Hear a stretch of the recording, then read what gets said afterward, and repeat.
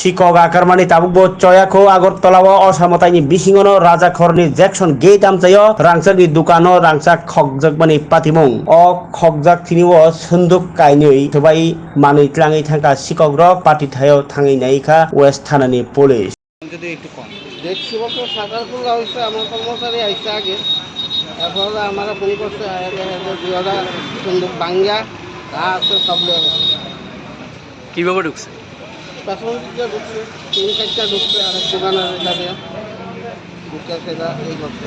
কত টাকার জিনিস নিয়েছে?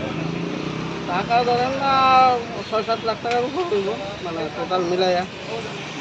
কি বলবেন এই শহরে স্মার্ট সিটি শহর তারপর এরকমভাবে চুরি এইটা যে থানার অন্তর্গত আছে তাদের পুলিশ প্রহরী নিয়ে কি বলবেন?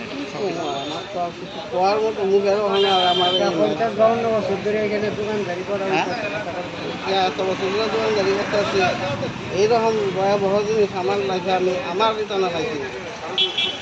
আপনার দোকানটা কোন জায়গাতে? এই তো দেখছেন যে কয়টা সন্দুক ভাঙছে আপনার? 2টা কি কি আসলো সন্দুকের ভিতরে?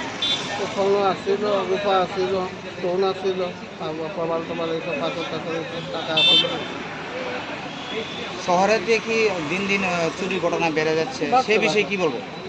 দিন দিন যেদিক তো কোনো না কোনো জায়গায় মানে এই হিসাবে এই জায়গাটা চলছে গলার থেকে লইয়া জায়গা কানের থেকে লইয়া জায়গা চলছে। আপনার নামটা? আমার নাম গৌতম দাস। আপনার দোকানের নাম? জয়রাম শিল্প মন্দির।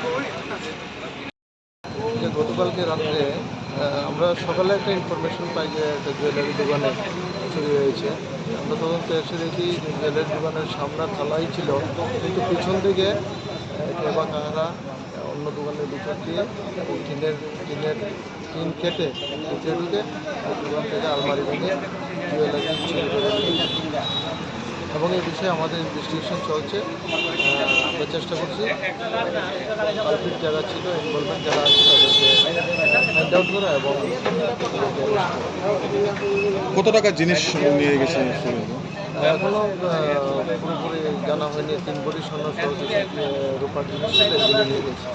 জনমনে একটা প্রশ্ন হচ্ছে যে এই পুলিশের টহলদারি নিয়ে কি বলবেন যে পুলিশ এত কড়া বার্তা দেওয়ার পরে এভাবে চুরি হচ্ছে?